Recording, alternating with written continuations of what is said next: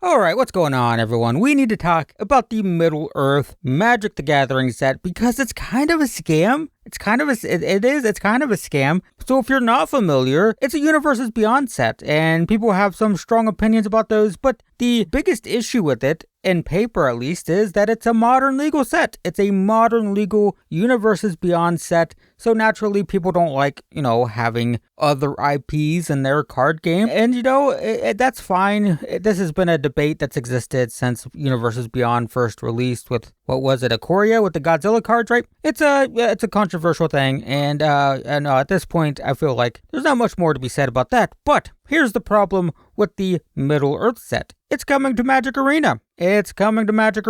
Now, why would that happen? Why would Magic Arena have a modern legal set? Modern's not on Magic Arena. Well, it's being released as an Alchemy set. It is going to be Alchemy legal. I think it's actually even standard Alchemy legal, which is weird. I guess the Baldur's Gate set is also standard Alchemy legal. So that's a thing. And what's so bad about this, in my opinion, is, the game just launched on Steam, right? Magic Arena is, 5 years old now? 6? But it just launched on Steam. It just made its debut on Steam, so we presumably have a whole lot of new players, a lot of new Steam players. If you're one of those, welcome to the game. Let me know, I guess. I don't know. I don't know how many people are watching me that are new to the game. There might be one or two, maybe. But here's the thing, right? They don't have the sentimentality that enfranchised players have. I mean, even older enfranchised players are split on whether Universes Beyond is a good thing, because you have people who don't care and they think it's cool to have, Fortnite and Stranger Things and Magic, and there are other people who are sentimental about the core story and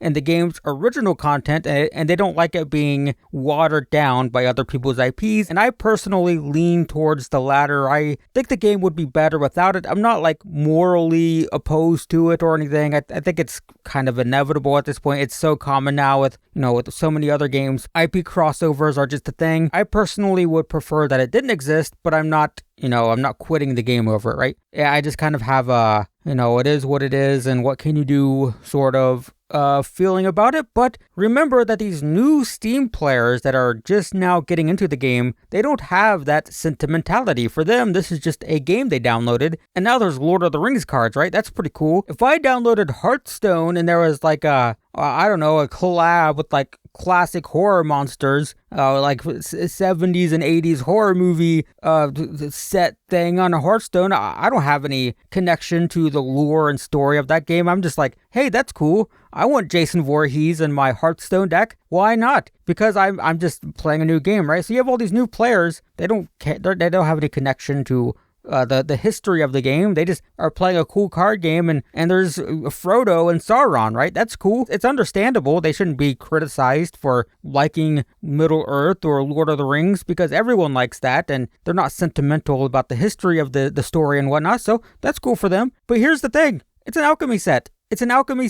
And Alchemy it's not good for new players. It's really bad for new players. My thoughts on Alchemy, I say this every time. I have no issue whatsoever if someone likes Alchemy. Someone tells me they like Alchemy, that's cool. But it's not good for new players. It is not new player friendly. It is a whale format. It is expensive. It rotates monthly pretty much. It is not a good format for people jumping into the game for the first time, which is exactly what's happening, right? You have all these new players from Steam, and literally a week after the launch on Steam, there's Middle-earth Lord of the Rings advertisements. It's coming soon. And this is going to basically kind of forcefully manifest a new wave of Alchemy players. Sort of. I say sort of because not many people play Alchemy long term, especially not new players, but it's trying to sort of manifest an Alchemy player base. And here's the thing, right? Here's going to be the experience for these new players. They're going to get excited for Lord of the Rings, understandable. They should. You would expect that. And if they spend money at all,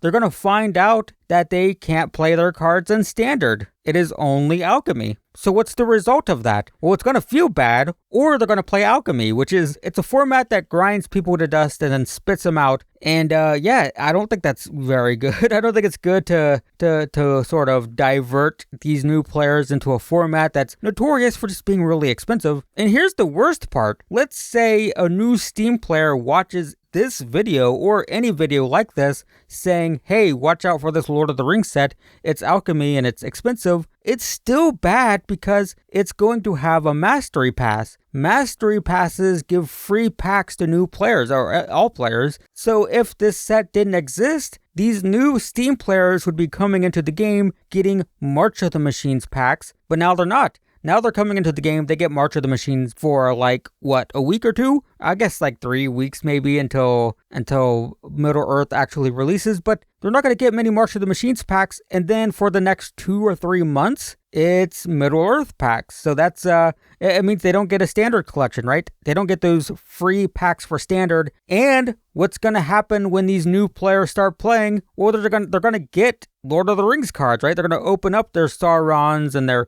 Gandalfs, and they're going to want to play those cards, because of course, why wouldn't you? You open a Gandalf, you want to put it in your deck, right? And what happens when they try to put it in their deck? Oh, this is only Alchemy. I guess I'll play Alchemy, right? So it feels very kind of scammy. It feels like very intentionally designed to try to make as much profit as possible, as quick as possible from new Steam players, right? Because if you think about it, these new Steam players are coming in, and it's going to be like maybe 3 or 4 weeks before the set releases, and that's a pretty good time frame for most people to start feeling like maybe I'll spend money on this game, right? I've played lots of free-to-play games, and I usually play them for like a month before I can even consider spending money. And I usually don't. The only games I've ever spent money on are like, I think just Magic Arena and Rocket League, maybe. But, basically they're going to come in, they're not going to spend money day one, right? They're just going to come in and play the game for fun because it's free. But the ones who are going to spend money are going to start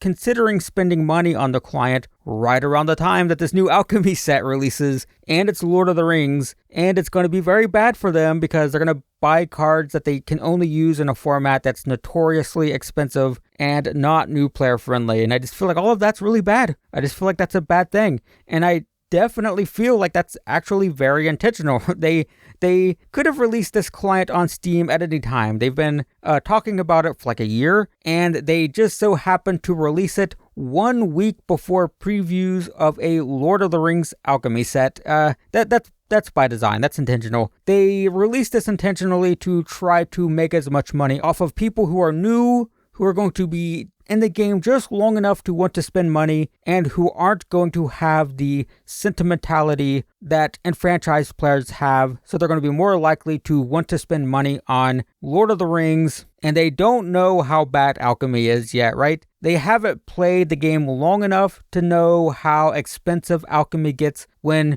your cards are constantly being rebalanced. So it's like I wouldn't say it's the perfect storm. It's not a perfect storm because it's a perfect design. It is a perfectly calculated choice to try to rake as much profit in from the Steam players, even if it means that they don't enjoy the game, right? It's short-term profits from new players as opposed to just trying to make them happy and keep them and convert them into long-term players. Maybe they just accept that, hey, like 90% of these people aren't going to play long-term, so let's try to get as much money out of them as possible. Maybe that's the thought process, but it's bad regardless, so I don't know. Kind of sucks. If you're watching this as a new player, I can't tell you to not get excited for a Lord of the Rings set, because who doesn't like Lord of the Rings? But just be aware that it's an Alchemy set. And Alchemy is very expensive, so just be wary of that. So thanks for listening, and I will see you in the next one.